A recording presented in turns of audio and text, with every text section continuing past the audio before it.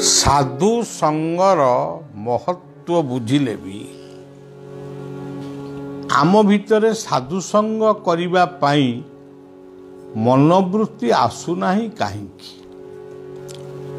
यार कारण कौन ये गोटे प्रश्न। आमे समस्ते जानुचु जे जीवन रे साधु संग करिबा उचित। साधु संग कहले ये संपर्क रे अनेक थर आलोचना भी कराही। आपण माने मन रखिथिबे साधु संग कहले गोटे सत्संग को साधु संग बोली कहा जाए। एबे सत्संगटी कौन भल साधु सन्थक पाखरे बसिबा तांकर ठारू भगवत उपदेश भगवत कथा सुनिबा ये साधु संग समस्ते जानते। आउ गोटे साधु संग होची भल मनीष पाखरे बसिबा भल कथा सुनिबा राष्ट्र पाई हो परिवार पाई हो विश्व पाई हो जदि आमे भल कथा सुनिले सी होची गोटे सत्संग। आम चरित्र उपरे जदि आमको कई भल उपदेश देले सी होची साधु संग। मोर पिला बेल कथा मने अच्छी जड़े गोपाल महांती बोली गोपाल चंद्र महांती बोली जड़े भद्र व्यक्ति यही अरिलो गाँव रे से थिले। अरिलो गाँव निवासी से जीवन शेष पर्याय रे से नामाचार्य बायाबाबा पाखरे भेकबाना नहीं से देहत्याग कले। जितेबाला से भेकबाना नहीं नथिले सी प्राय साधु संग करती। जड़े महेश्वर बाबा बोली जहाँ को छतरा बाबा बोली कहा जाए ये बहु पद्यावली लिखिचंती किंतु से छपा ही पारी नहीं जाओ तांकु घरे रखी से किछि लोक को एकत्र करी साधु संग करती। ता पूर्वरु बलियार जे दीक्षा गुरु बुलाराम दास से तांको घरे रहंती संध्या पूजार्चना करती संध्यारे पूजार्चना करती सकाले पूजार्चना करती तांको सहित से साधु संग करती। एवं सी प्रकृत मूलरू कालिया बोदार बाया पागलांकर से शिष्य विश्वगुरु बायांकर से शिष्य यही भाव में जीवनटी जीवन सारा से साधु संग करी शेष देह त्याग कले। नामाचार्य बाया बाबा आश्रम बाबा भुवनेश्वर आश्रम देह त्याग कले। से जितेबाला वयस्क व्यक्ति सेतेबाला आमे अत्यंत पिला सी आमको डाकुथिले।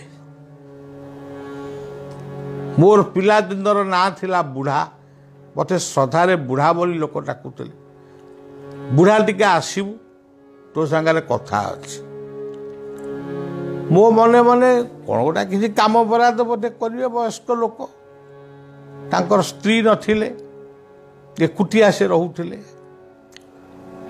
जितेबाला आमे जाई पहुँचू बा बलिया जाई पहुँचे सेतेबेले सी आमको सत चरित्रर बा भल मनीष हबार केते गुड़िए उपदेश से दौथिले एवं केतेक प्रश्न करी आम ठारू कथा आदाय करुथिले। आमे ठीक बाटे अच्छु कि भूल बाटे अच्छु। सी गोटे नाम मध्य बलिया को देइथिले। नाम कहले गोटे कीर्तन जे सबुदिने तुम यही कीर्तन टी करिवो ଆଜି ବି ଶିଶୁ ଅନନ୍ତ ଆଶ୍ରମରେ ପ୍ରଭାତ କାଳରେ ସେ ଧୁନଟି ବୋଲାଯାଉଛି।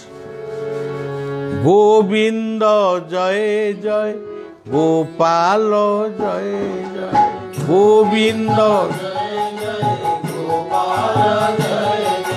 গোবিন্দ জয় জয় গোপাল জয় জয় গোবিন্দ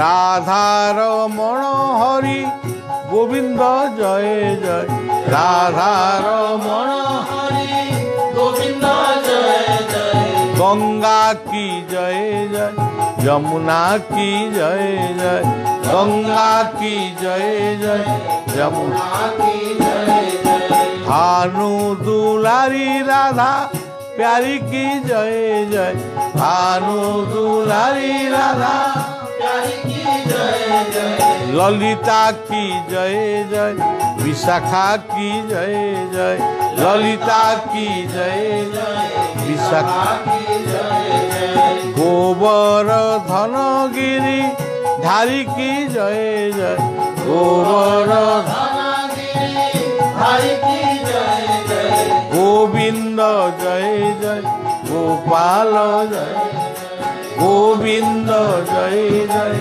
গোপাল জয় গোবিন্দ জয় জয় গোপাল গোবিন্দ জয় জয় গোপাল ସେ ସେତେବେଳେ ବୈଷ୍ଣବ ଧର୍ମ ଗ୍ରହଣ କରିନଥିଲେ, ସଂସାର ଭିତରେ ଥିଲେ। ତାଙ୍କର ମଧ୍ୟ ପୁଅ ବି ଥିଲେ, ସେ ବି ଦେହତ୍ୟାଗ କଲେଣି, କୈଳାସ ମହାନ୍ତି ବୋଲି। ତେବେ ଯାହା ହଉ ପିଲାଦିନେ ତାଙ୍କ କଥାଟା ବା ତାଙ୍କର ହିତୋପଦେଶ ଆମମାନଙ୍କ ମନରେ ପ୍ରଭାବ ପକାଇଥିଲା। ସେ ପ୍ରଚଣ୍ଡ ଗୀତା ପ୍ରେମୀ। କିଛି ବୟସ୍କ ବ୍ୟକ୍ତିମାନେ ଗୋପାଳ ମହାନ୍ତି, ମଦନ ଦାସ ଏଇଭଳି କେତେକ ବ୍ୟକ୍ତିମାନେ ଏକତ୍ର ହେଇ ସେମାନେ ବିଭିନ୍ନ ସ୍ଥାନରେ ଗୀତାର ଚର୍ଚ୍ଚା କରୁଥିଲେ। ଯେତେବେଳେ ସେ କରୁଥିଲେ ଇଏ ସେବକକୁ ମଧ୍ୟ ସେ ନେଇକରି ଯାଉଥିଲେ। ତେଣୁ ସବୁବେଳେ ସେ ସତ୍ସଙ୍ଗରେ ସେ ସବୁବେଳେ ଲାଗି ରହିଥିଲେ। ବଳିଆ ଦେଖିଛି ଯେତେବେଳେ ସାଇରାମଙ୍କର ପ୍ରଚାର ହେଲା, ସତ୍ୟ ସାଇଙ୍କର, ସେତେବେଳେ ତାଙ୍କ ଘରେ ସତ୍ୟ ସାଇଙ୍କର ଭଜନ ଚାଲିଲା କିଛି ଦିନ। ଯେତେବେଳେ ମା ଅରବିନ୍ଦଙ୍କର, ଶ୍ରୀମା ଅରବିନ୍ଦଙ୍କର ପ୍ରଚାର ହେଲା, ତାଙ୍କ ଘରେ ମଧ୍ୟ ଶ୍ରୀମା ଅରବିନ୍ଦଙ୍କର ପାଠଚକ୍ର ଅନୁଷ୍ଠିତ ହେଲା। ଇଏ କଥାକୁ ବଳିଆ ପିଲାଦିନେ ଲକ୍ଷ୍ୟ କରିଛି। ଜଣେ ଜଣଙ୍କର ଶିଷ୍ୟ ହେଲେ ବି ବିଭିନ୍ନ ମହାପୁରୁଷଙ୍କର କଥା ସେ କିଭଳି ଭାବରେ କରୁଥିଲେ ଏବଂ ଆମକୁ ଡାକି ହାକି ବିନା ସ୍ୱାର୍ଥରେ ସେ ଆମକୁ ମହତ ଶିକ୍ଷା ଦେଉଥିଲେ, ଚରିତ୍ର ଗଠନର ଶିକ୍ଷା ଦେଉଥିଲେ, ପାଠ ପଢ଼ିବା ପାଇଁ ଉତ୍ସାହିତ କରୁଥିଲେ, ବାପ ମାଙ୍କୁ ଭକ୍ତି କରିବା ପାଇଁ ସିଏ ଆମକୁ ଶିକ୍ଷା ଦେଉଥିଲେ। ତେଣୁ ଭଲ ମଣିଷଙ୍କ ପାଖରେ ବସିବା ଇଏ ଗୋଟେ ବିରାଟ ସତ୍ସଙ୍ଗର କଥା, ମହାନ ସତ୍ସଙ୍ଗର କଥା। ଖାଲି ଯେ ସାଧୁ ସନ୍ତମାନେ ବସିବେ ଆମେ ତାଙ୍କ ପାଖରେ ବସିବା, ସେମିତି ନାହିଁ।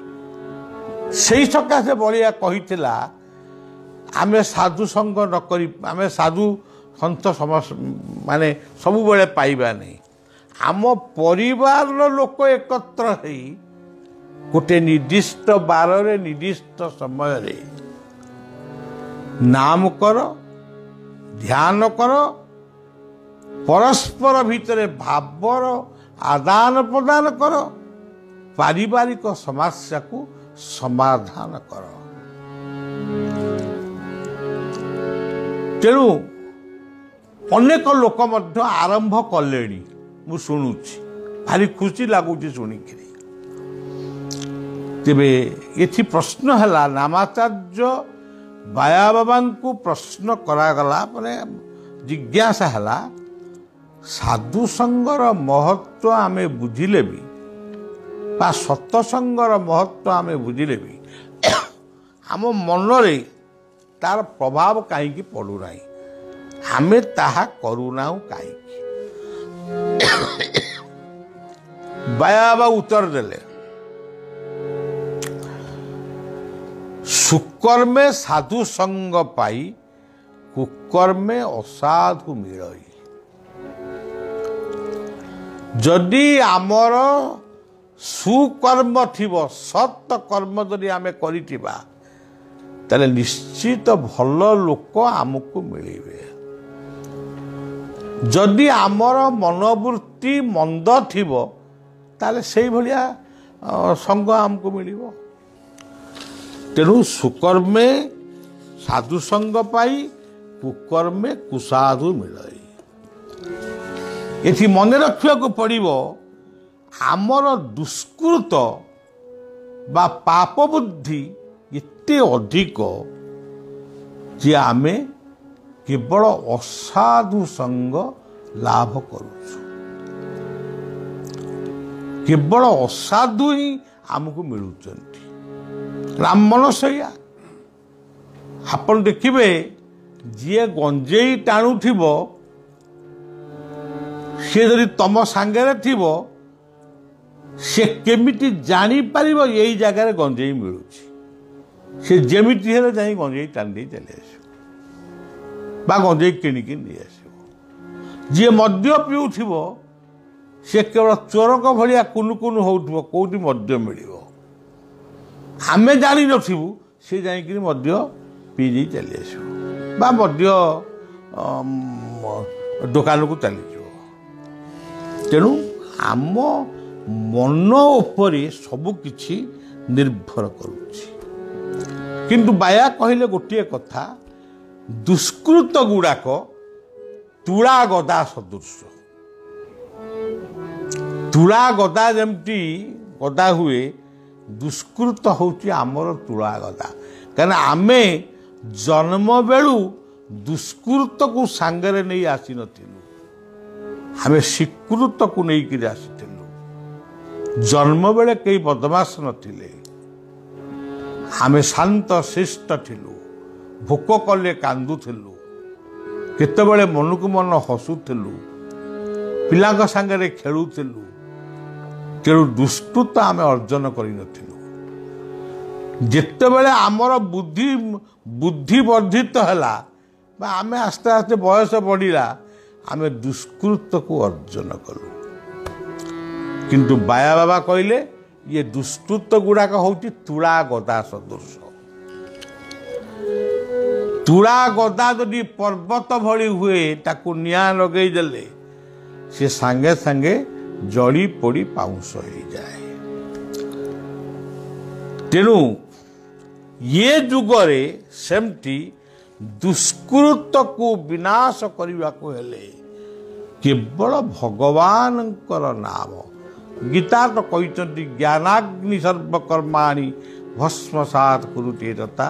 ଏ ତ ଗୀତାର ବାଣୀ। କିନ୍ତୁ ବର୍ତ୍ତମାନର ସମୟରେ ଆମର ଆୟୁଷ ବହୁତ କମ୍। ଆମେ 100-200 ବର୍ଷ ବଞ୍ଚିପାରିବା ନାହିଁ। ତେଣୁ ଏଇ ଯେଉଁ କେତୋଟି ବର୍ଷ ଆମେ ବଞ୍ଚିବା, ଏଥିରେ ପୁଣି ଦୁଷ୍କୃତକୁ ଆମେ ଅର୍ଜନ କରୁଛୁ, ଅପରାଧକୁ ଅର୍ଜନ କରୁଛୁ। ଆପଣମାନେ ଦେଖୁଥିବେ, ଟିଭି ପରଦାରେ ଆପଣମାନେ ଦେଖୁଥିବେ, ଜଣେ ଜଣେ ବ୍ୟକ୍ତି କୋଟି କୋଟି ଟଙ୍କାର ମାଲିକ, କୋଟି କୋଟି ଟଙ୍କା, କଳା ଟଙ୍କା ସେ ଅର୍ଜନ କରୁଛି। କ'ଣ ସେ ଟଙ୍କା ହେବ? ସେ ଯେତିକି ଦରମା ପାଉଛନ୍ତି, ସେତିକିରେ ସେ ପରିବାର ପ୍ରତିପୋଷଣ କରି, ଅନ୍ୟକୁ ମଧ୍ୟ କିଛି ଅଂଶରେ ସାହାଯ୍ୟ କରି ଘର ଦ୍ୱାର କରିପାରିବେ।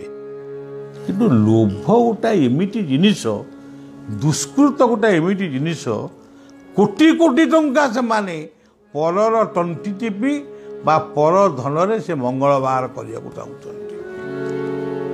से धन कौन हम बेले बेले बलिया बसी भावे कि एत अर्थ उपार्जन कर माने कौन श्रम करी नुह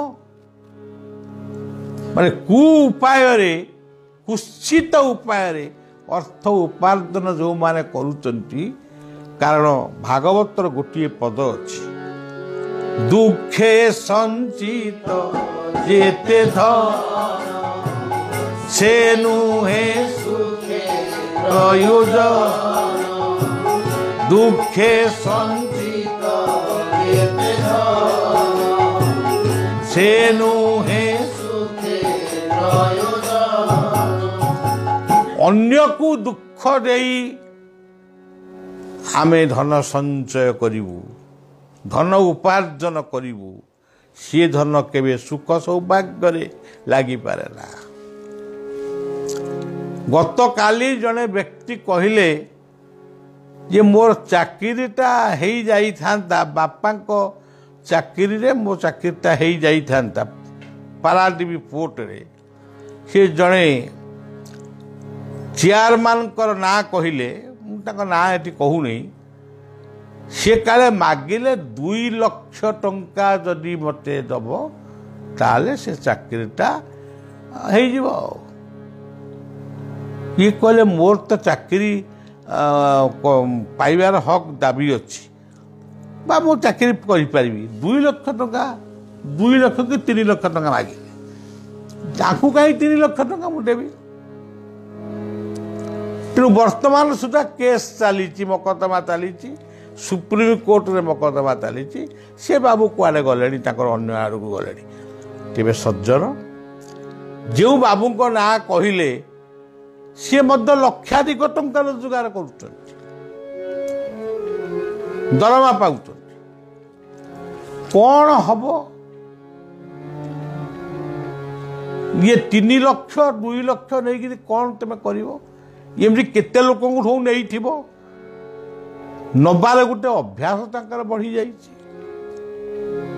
तेणु सज्जन यही जो कथाटी भागवतर यही जो पदटी जदि मुंडरे पसंदा बा से जदि भावन्ते यही जो पदटी गाइली दुखे संचित से नुहे सुखे प्रयोजन दुखे संचित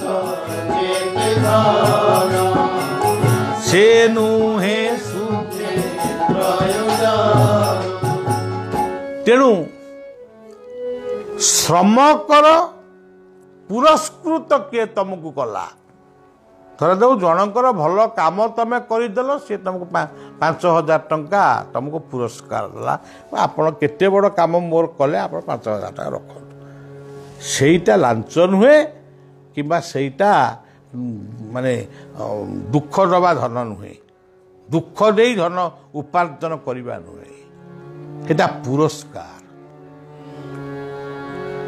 सेमती जदि आपण अर्थ उपार्जन करिवे ताकू ठीक अर्थ को सदुपयोग करिवे यदि अर्थ उपार्जन करी केवल मद्य मांस जीवन को कटेइबे यही आपण केबे हेले जन्म ही नथिले आपण जेतले जन्म हेइथिले सेतले कोन मद्य पीथिले ना मांस खाइथिले सेतले मातृस्तन रु क्षीर खाइथिले किबा गोमातार क्षीर खाइथिले एठू आपण को जीवन आरंभ होइछि एतिकी कथा को जदि आपण भाबिबे मु जेतबले जन्म हेइथिली मु मातृस्तन रु क्षीर खाइथिली गोमातार क्षीर खाइथिली गाई क्षीर खाइथिली जिते आउ टिके बड़ हेली मोर अन्नप्राशन मो बाप माँ कले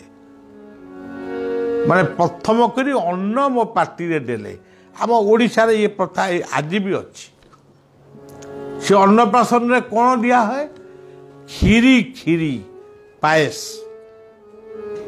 पायस टिके हम ଠାକୁରଙ୍କୁ ନୈବେଦ୍ୟ ହେବ। ସମସ୍ତେ ଆତ୍ମୀୟ ସ୍ୱଜନ ମାନେ ପିଲାଟିକୁ ପାୟସ ଟିକେ ଖୁଆଇ ଦେଉଥିଲେ, ଆଜି ବି ଖୁଆଇ ଦେଉଛନ୍ତି।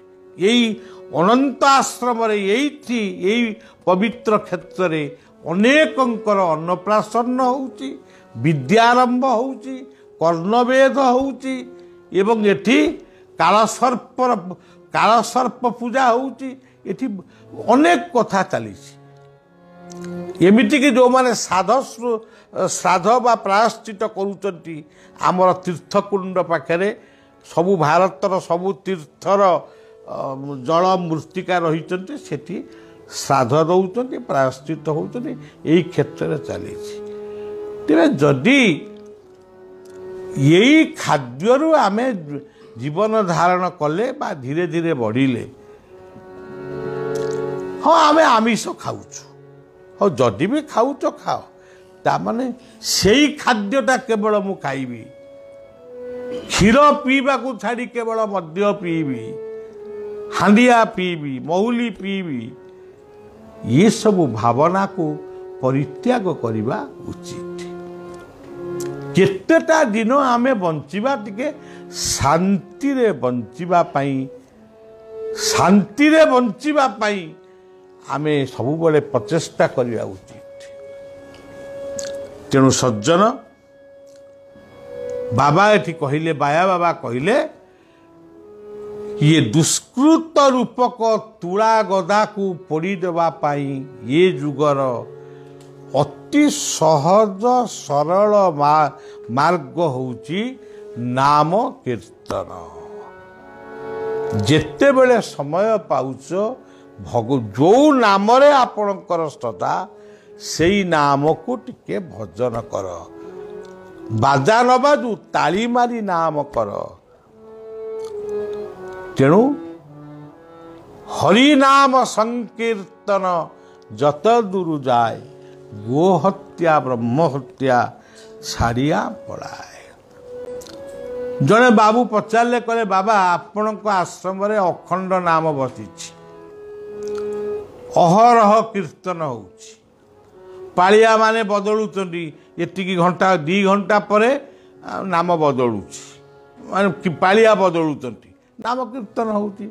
ବାୟା ବାବାଙ୍କୁ ପଚରା ହେଲା ଯେ ନାମ ଆପଣଙ୍କ ଆଶ୍ରମରେ ହେଉଛି, ଏଠି ତ ତାହେଲେ ଦୁଷ୍କୃତ କିଛି ନଥିବ? ବାୟା ବାବା କହିଲେ ନା,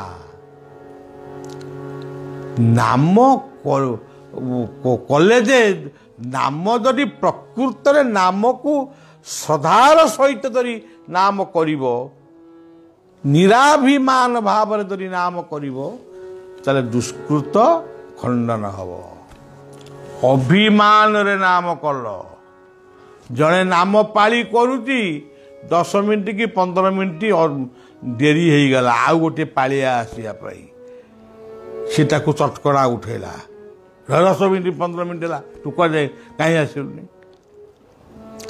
ତେଣୁ ଅଭିମାନ ଥାଇ ଯେଉଁ ନାମ କରାଯାଏ, ମୁଁ ଏମିତି ନାମ କରିପାରେ, ମୋର ବହୁତ ସୁନ୍ଦର ସ୍ୱର, ମୁଁ ଠାକୁରଙ୍କୁ ନାମ ଶୁଣଉନି, ଲୋକ ମୋତେ କହିବା ବହୁତ ବଢ଼ିଆ ସ୍ୱରରେ ନାମ କରୁଛି। ଲୋକ କହିବା ସହିତ ତୁମେ ଠାକୁରଙ୍କ ଶୁଣେଇବା ପାଇଁ ବା ଠାକୁରଙ୍କ ଉଦ୍ଦେଶ୍ୟରେ ନାମ କରୁଛ କି? ବାବା କହିଲେ, ଏକ ହରିନାମେ ଯତ ପାପ କରେ, ପାତକୀର ସାଧ୍ୟ ନାହିଁ ତତ ପାପ କରେ। ଯଦି ପ୍ରକୃତରେ ଦଣ୍ଡେ ହଉ, ନିମିଷେ ହଉ, କ୍ଷଣେ ହଉ, ଲେସେ ହଉ, ଦଣ୍ଡେ ନିମିଷେ କ୍ଷଣେ ଲେସେ, ଆମର ଭାଗବତ କହିଛନ୍ତି, ଦଣ୍ଡେ ନିମିଷେ କ୍ଷଣେ ଲେସେ, ଦଣ୍ଡେ ନିମିଷେ କ୍ଷଣେ ଲେସେ, ଯିଏ ବା ଥାଅ ଯେଉଁ ଦେଶେ, ଯିଏ ବା ଥାଅ ଯେଉଁ ଦେଶେ। ଗୋଟିଏ ମୁହୂର୍ତ୍ତ ଯଦି ତୁମେ ପବିତ୍ର ନାମକୁ ପବିତ୍ର ମନରେ ପବିତ୍ର ଚିତ୍ତରେ କରିବ, ତାହେଲେ ପାପ ତାପ ଏସବୁ ଆପେ ଆପେ ପଳେଇବ। आमे नाम करूचु सत गोटे दुख विपद पड़े गुड़ाए घंटाए खने बसी नाम कलु दुख विपद जमी चलीगला अध घंटाए तो अध घंटाए 10 मिनिट भी आम नाम करूना तेणु नाम हो कि भल काम हो आमर जशवंत अधिकारी नाम नाम रे जड़े सन्थ सद्गृहस्थ अवधूत सन्थ थिले से गोटे कीर्तन रे लिखिचंती हरिनाम प्रेम लड़ू बड़ाई मधुर जे चाखीछि से जानिछि आस्वादन हरिनाम प्रेम लड़ू बड़ाई मधुर जे चाखीछि से जानिछि आस्वादन हरिनाम ठारू बड़ जिनिस आउ दुनिया रे किछि नाही महाप्रभु चैतन्य कहिले हरेर नामैव केवलम भागवत कहिले सहजे सूक्ष्मे साध्य करी ये भव सहज सूक्ष्मे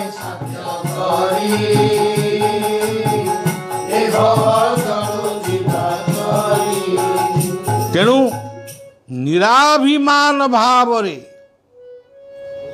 अल्प समय हो मुखे पढ़ नाम हाथे कर काम काम को छाड़बनी कर्म करिवो एवं नाम भजन करिवो निराभिमान होए करे नाम संकीर्तन सेई से सुमेधा पाय कृष्णेर चरण से ही प्रकृत निराभिमान व्यक्ति गोटे नगर संकीर्तन में आमे गाऊ अभिमान शून्य निताई नगरे बेढ़ाए तेणु अभिमान शून्य नहले अहंकार शून्य नहले आप नाम कले कौन नाम नाम करते करो किसी नहीं घंटा घरे नाम कर 2 घंटा झाड़ नाड़ आंठी देखला आपण मन भितर से भली श्रद्धा किसी नहीं मु बजे जानी बजौची मु गाई जानी गाऊची से गोटे अलग कथा